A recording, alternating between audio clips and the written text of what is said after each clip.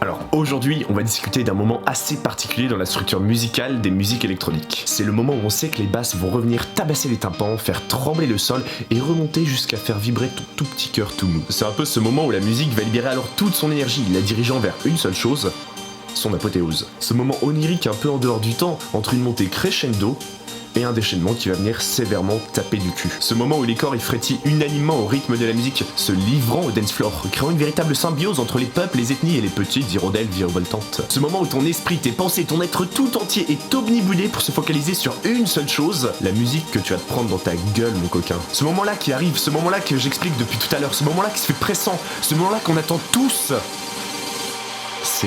Carglass répare, Carglass remplace. Plus sérieusement, et tu l'as deviné, c'est le drop.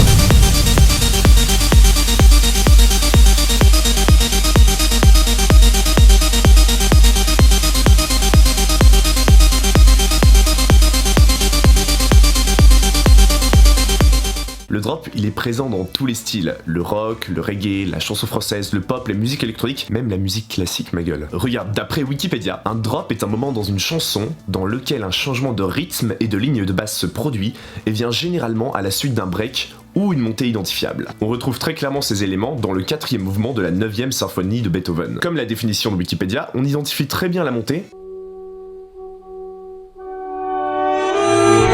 puis le changement de rythme.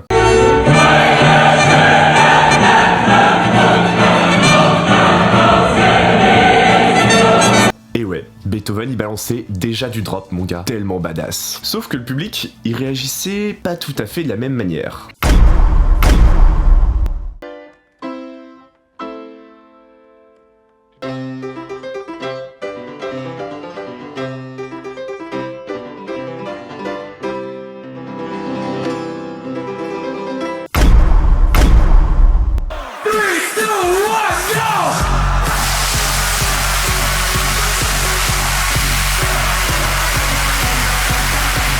Et chacun possède ses propres rituels et façons de réagir face au drop. Par exemple, le fameux accroupi debout au moment du drop.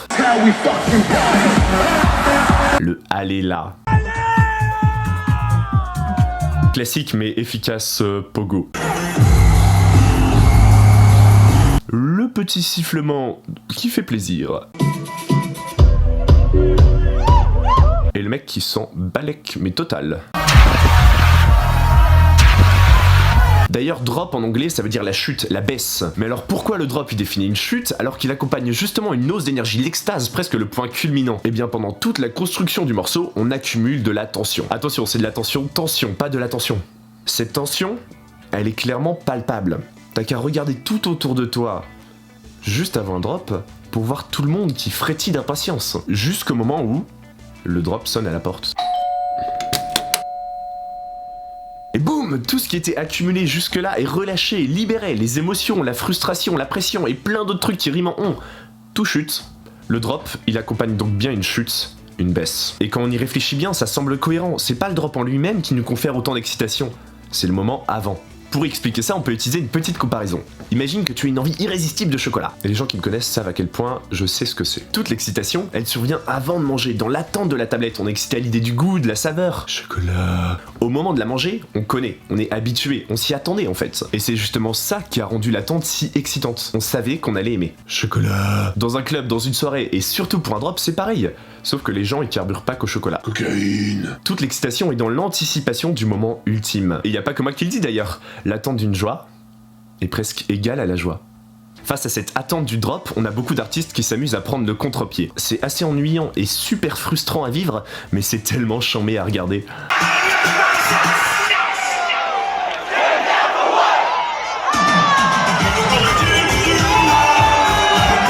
Et si toi aussi tu veux te faire haïr par toute ta communauté en leur manquant de respect, toi aussi tu souhaites te faire cracher dessus en finissant ton DJ set, oui. Et surtout toi aussi, oui, tu aimes provoquer des fausses joies chez les gens. Alors adopte le troll de drop. Voir modalité d'achat en s'abonnant à la chaîne.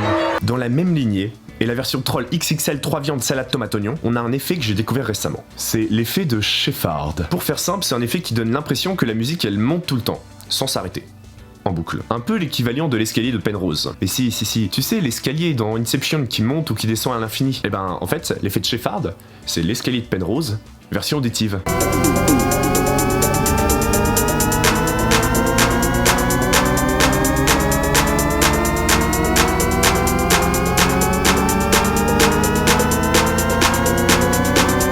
Que ce soit vient des feintes de drop ou des drops, nos musiques actuelles elles se focalisent tous dessus. Trop même. Comme tout tourne autour du drop, on y perd en diversité, en créativité, en nouveauté. Tout le contraire de ce que prônent les valeurs des musiques électroniques. Et c'est super dommage. Cette omniprésence du drop est due à sa sacralisation. C'est souvent ce putain de moment qu'on retient, que tout le monde filme. Ça ressort comme l'highlight de la soirée. Et ça contribue à mettre le drop sur un piédestal. Que ce soit via les réseaux sociaux ou par des vidéos YouTube, on voit que ça. Le Harlem Shake, c'est un drop. DJ of Boiler Room, c'est quasi que des drops. Abba Moment, c'est un drop aussi. La coiffe bouffe tout, c'est aussi un drop. Et ça, bah d'après moi, c'est un petit peu à cause de nous. Nous, petits consommateurs assoiffés de drop, qui ne savons plus qu'apprécier cette partie-là. Ça nous reflète pas mal nous et la société en fait. Jean-Michel Philosophie. On veut tout de suite, sans attente, et seulement le meilleur. Comme si on voulait que notre vie soit juste un enchaînement de drops. Mais on oublie que sans monter, en fait, il n'y a pas de drop. Sans bas, il n'y a pas de haut. Si tout est en haut, le haut devient le bas, et met à bas les hauts.